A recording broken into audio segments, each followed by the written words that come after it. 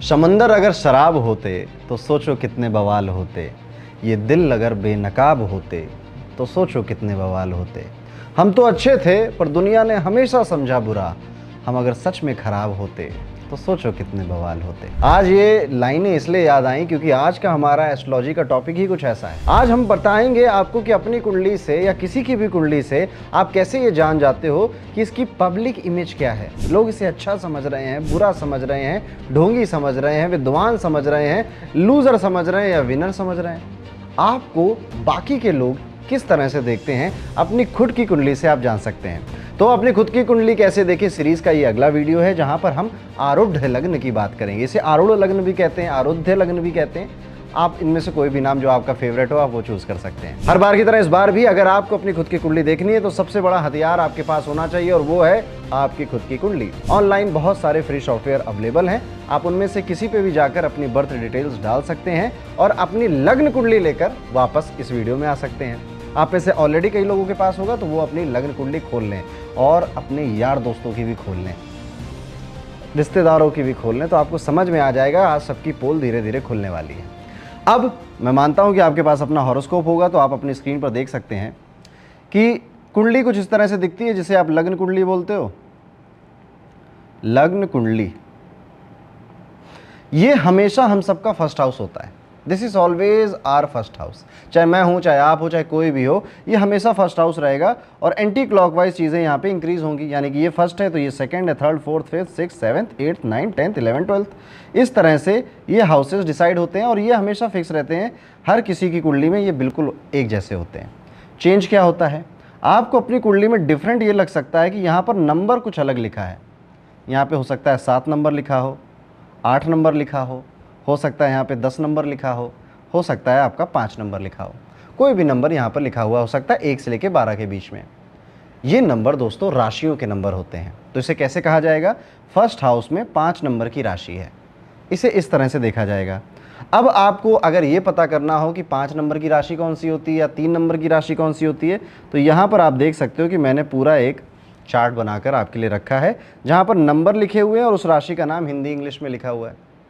तो अगर यहाँ पे मान लेते हैं 7 लिखा होता तो आप समझ जाते कि 7 नंबर की राशि तुला होती है, तो यहाँ पर फर्स्ट हाउस में तुला राशि है। ठीक, बस इतना छोटा सा कॉन्सेप्ट हमें समझना था। आई होप आप समझ गए होंगे और समझ गए तो कमेंट करिए आपका जो लग्न है, लग्न क्या, फर्स्ट हाउस को लग्न भी बोलते हैं, एसेडेंट भी बोलते हैं, ASC भी लिखा हुआ हो सकता है, इसका मतलब होता है इंग्लिश में एसेडेंट, हिंदी में लग्न। तो आपका लग्न किस राशि का है कमेंट करके ज़रूर बताइएगा। अब हर एक राशि का एक मालिक होता है, जैसे हर एक घर का एक मालिक होता है वैसे हर एक राशि का एक मालिक होता है और यहाँ पर मैंने उन मालिकों की डिटेल भी लिखी हुई है। मालिक हमेशा कोई प्लैनेट होगा। तो फॉर एग्जांपल हमारा जो फर्स्ट हाउस है, अब ये फर्स्ट हाउस है ना, यहाँ पर 10 नंबर लिखा है, तो हम कहेंगे फर्स्ट हाउस का मालिक 10 नंबर की राशि का मालिक है। और 10 नंबर का मालिक कौन होता है, शनि होता है। तो हम यहाँ पर यह भी कह सकते हैं कि फर्स्ट हाउस का मालिक शनि है। सिर्फ नंबर से आप बताएंगे। अगर मान लेते हैं यहाँ पे 3 लिखा होता तो यहाँ पर आप देखोगे 3 नंबर राशि मिथुन की होती है और मिथुन के मालिक मरकुरी यानी कि बुध ग्रह है। तो यहाँ पर हम क्या बोलेंगे कि फर्स्ट हाउस का जो लॉर्ड है या फर्स्ट हाउस का जो मालिक है या लग्न का जो मालिक है, सब एक ही चीज़ें हैं, वो बुध है। तो हमें बस यहीं से हमारे कॉन्सेप्ट की शुरुआत भी होती है। कुंडली में, हर किसी की कुंडली में जो फर्स्ट हाउस होता है वो उसकी पर्सनालिटी, वो कैसा सोचता है अपने आप के बारे में, दुनिया को किस तरह से देखता है, किस तरह से वो उसके विचारों की प्रोग्रेशन होती है, ये सब आपकी कुंडली में फर्स्ट हाउस या फिर जिसे आप लग्न बोलते हो वो बताता है। एक ही चीज़ है दोनों। लेकिन आज हम आरूढ़ लग्न की बात करेंगे और इसको निकालना आना चाहिए। कैसे निकालते हैं आरूढ़ लग्न, आपके फर्स्ट हाउस में जो भी नंबर लिखा हुआ है देखिए कि इसका मालिक कहाँ पर बैठा है।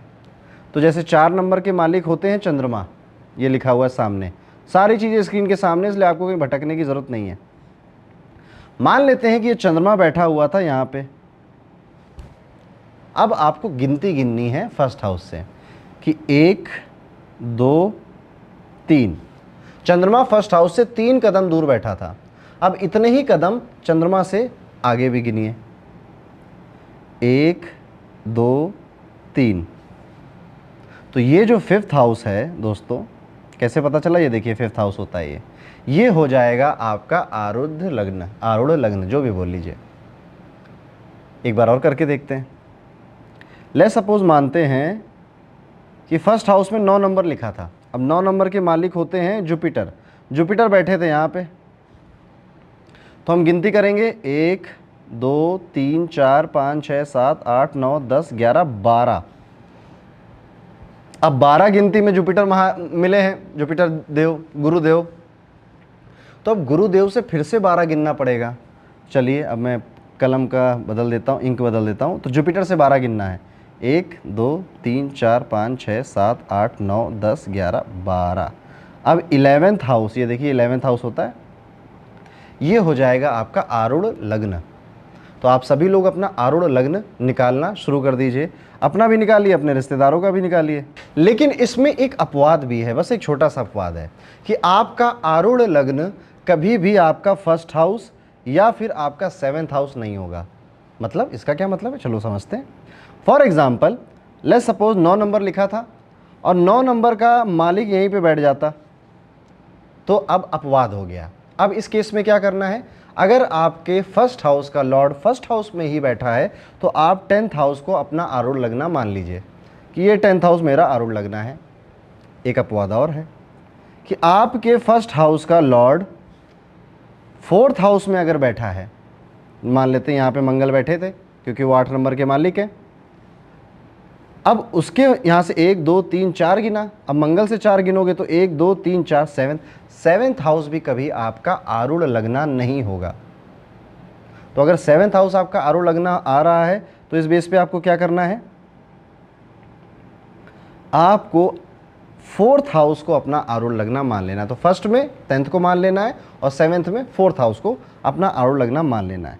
ओके, तो ये था दोस्तों कॉन्सेप्ट कि आप अपना आरूढ़ लगना कैसे निकालेंगे। अब आप ज़रा कमेंट करके बताइए कि कौन सा हाउस आपका आरूढ़ लगना है। अब पंडित जी आगे क्या करें? अब हमें थोड़ा सा, अब हम एनालिटिकल या एडवांस जाने वाले हैं। ध्यान से सुनिएगा मेरी बातें। जो भी हाउस आपका आरूढ़ लगना निकल कर आया है, आपको ये देखना है कि उस हाउस में कौन सा प्लैनेट बैठा है या कितने प्लैनेट बैठे हैं। जो भी बैठा हो उसमें उसको अलग से नोट डाउन कर लीजिए। जैसे एक कुंडली ले लेते हैं। फॉर एग्जाम्पल हमने कुंडली बनाई 11 नंबर की, तो यहाँ पे 12 आ जाएगा, 1 2 3 4 5 6 7 8 10 और 9, इस तरह से कुंडली बन जाएगी। थोड़ा सा प्लैनेट की पोजीशन भी कर देते हैं। लेट्स सपोज यहाँ मून बैठा है, यहाँ पे सैटर्न है, यहाँ पे केतु है, यहाँ पे आपका मार्स और वीनस हो जाएगा, सन यहाँ हो जाए। ये एक रैंडम कुंडली है, ठीक है। यहाँ पे आपका जुपिटर हो जाए, राहु यहाँ पे आ जाएगा। रैंडम कुंडली हमने बना ली। अब इस कुंडली का चलिए आरूढ़ लगना फाइंड आउट करते हैं। तो फर्स्ट हाउस का जो लॉर्ड था शनि, शनि बैठा है 2 कदम दूर। अब शनि से 2 कदम निकालना है तो एक कदम तो जहाँ शनि बैठा उसी को मानना पड़ेगा, दूसरा कदम इसे मानना पड़ेगा। अब ये तो हाउस मेरा खाली निकल गया।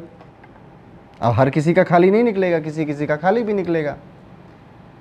तो अब यहाँ पे क्या, अगर प्लैनेट है तो प्लैनेट लिख लीजिए, और अगर आपका ये हाउस खाली है तो इस केस में क्या करना है, यहाँ पे जो नंबर लिखा है इसके मालिक को नोट कर लीजिए। तो नंबर 1 का मालिक होता है मार्स। एक चीज़ और करनी है आपको, इस हाउस पे किस प्लैनेट की दृष्टि आ रही है ये भी देखना है। दृष्टियाँ कैसे देखी जाती मैंने आपको पहले बताया है, लेकिन एक बार फिर से रिपीट कर दे रहा हूँ। आपकी स्क्रीन पर हर एक प्लैनेट की कौन कौन सी दृष्टि होती है वो आपको दिखाई दे रही है। इसको काउंट कैसे करते हैं, एंटी क्लॉकवाइज काउंट करते हैं, और जो भी प्लैनेट होता है उसी प्लैनेट से गिनना शुरू करते हैं। हम ज्योतिष में हमेशा जो भी गिनती करते हैं ना, तो जहाँ प्लैनेट बैठा होता है वहीं से गिनते हैं। जैसे कि इस हाउस पे अगर मैं ध्यान से देखूँ, ये मेरा आरूढ़ लगना, यहाँ पे मैं AL लिख देता हूँ तो मुझे कन्फ्यूज़न नहीं होगी। अगर मैं गुरु को देखूँ तो गुरु की जो दृष्टि होती है जुपिटर की, वो होती है 5th 7th एंड 9th, 1 2 3 4 5। तो मेरे आरूढ़ लग्न में जुपिटर की दृष्टि आ रही है, तो ये प्लेनेट भी अब मेरे लिए इंपॉर्टेंट है। इसीलिए मैंने पहले मंगल लिखा था, अब मैं जुपिटर भी लिख लूँगा। मैंने जुपिटर भी लिख लिया। और कोई दृष्टि मार रहा है क्या? और कोई भी प्लेनेट इत्तेफाक से यहाँ पे दृष्टि नहीं मार रहा है। पर आपके केस में हो सकता है कि एक दो प्लैनेट और यहाँ पे आस्पेक्ट करें या दृष्टि डालें। प्लीज़ उन्हें काउंट करके पूरे प्लैनेट लिख लीजिएगा। हो सकता है कि सिर्फ एक ही प्लैनेट आए, हो सकता है 2 प्लैनेट आ जाएं आपके आरूढ़ लग्न से जो संबंध रख रहे हैं। संबंध कैसे? या तो वहाँ बैठे हैं और आरूढ़ लग्न का मालिक और उस हाउस पे कौन दृष्टि डाल रहा है, ये 3 चीज़ें आपको चेक करनी पड़ेंगी। तो यहाँ पर आपको कई सारे प्लैनेट भी मिल सकते हैं, यहाँ पर आपको कोई एक प्लैनेट भी मिल सकता है, यहाँ पर आपको कोई 2-3 प्लैनेट भी मिल सकते हैं। तो कमेंट करिए आपके आरूढ़ लग्न से कितने प्लैनेट रिलेशनशिप बना रहे हैं, कनेक्शन बना रहे हैं। दोस्तों अब आपको ये जो प्लैनेट्स मिल गए, ये ग्रह मिल गए, यही डिफाइन कर रहे हैं कि दुनिया आपके बारे में क्या सोच रही है। अब एक एक करके सारे प्लैनेट्स को समझना शुरू करते हैं। जैसे फॉर एग्जाम्पल आपके आरूढ़ लग्न में गुरु किसी भी तरह से कनेक्शन बना रहा था, तो दुनिया वाले आप जितने नॉलेजेबल हो नहीं उतने उससे ज़्यादा आपको ज्ञानी समझ रही है कि इसके पास नॉलेज बहुत है।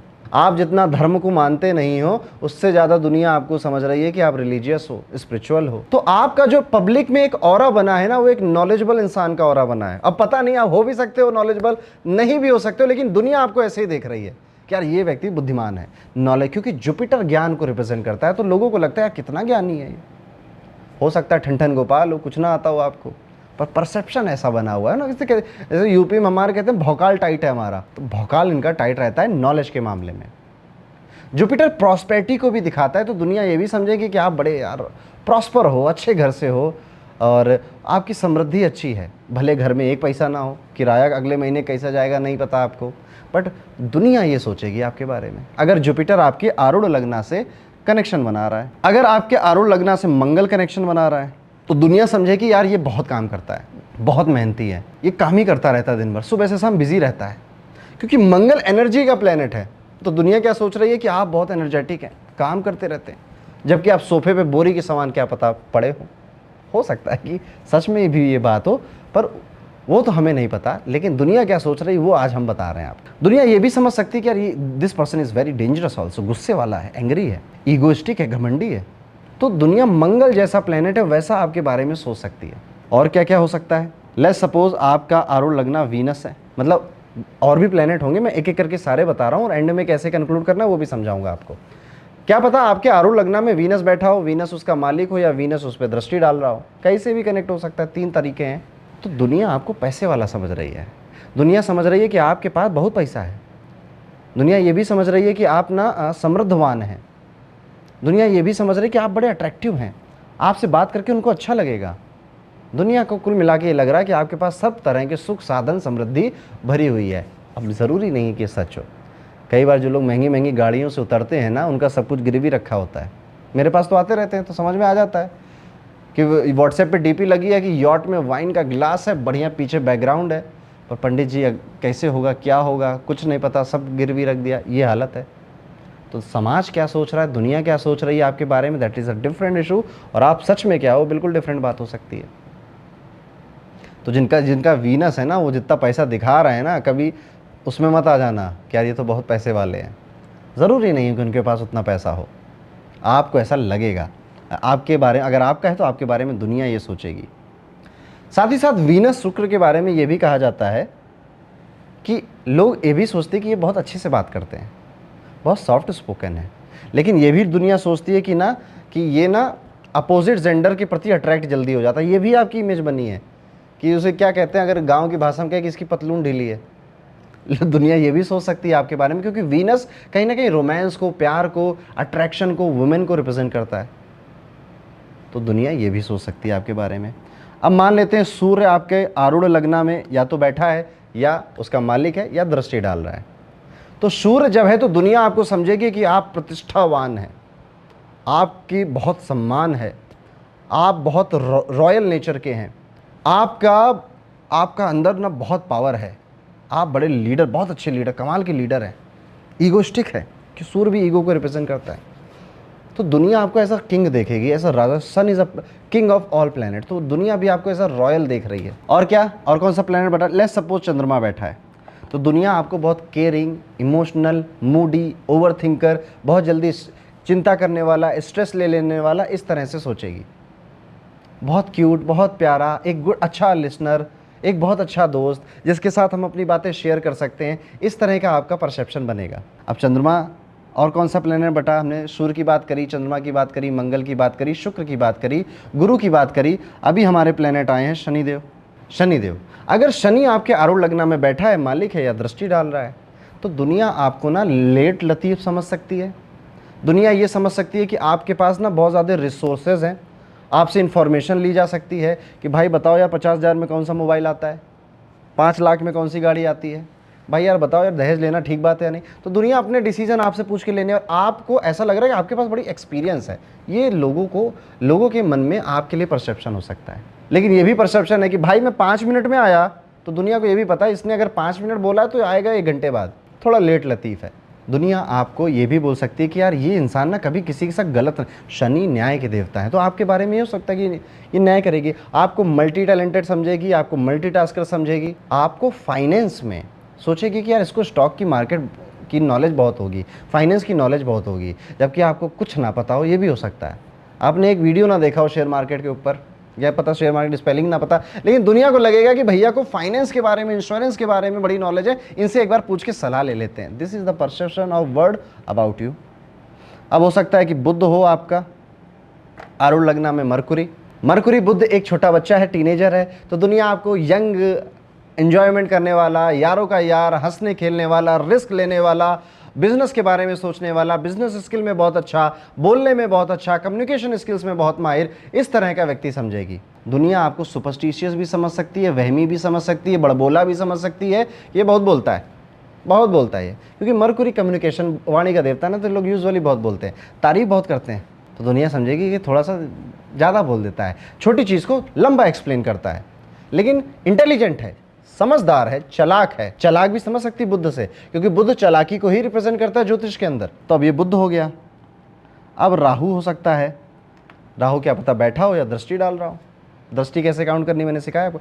राहु में दुनिया आपको ना गलत ही समझेगी ऑलवेज। जब अगर आपके आरूढ़ लग्न में राहु आ गया तो दुनिया आप जो हो वैसा लोग आपको नहीं समझते, आपको गलत ही समझते हैं कि ये मुझसे जलता है, ये भैया ये ऐसे ही है, पीठ पीछे आपकी बुराई करते हैं लोग, जलते हैं। जबकि आपके पास हो सकता है जेलस फील कराने के लिए कुछ भी ना हो, तब भी लोग आपसे जेलस फील करेंगे। शनि में भी वैसे जेलस फील करते हैं, राहु में भी जेलस फील करते हैं लोग आपसे। अब आपका नेक्स्ट प्लेनेट हो सकता है कि केतु, ये लास्ट प्लेनेट है। केतु आपको समझे, आपके बारे में दुनिया कुछ नहीं समझ पाएगी।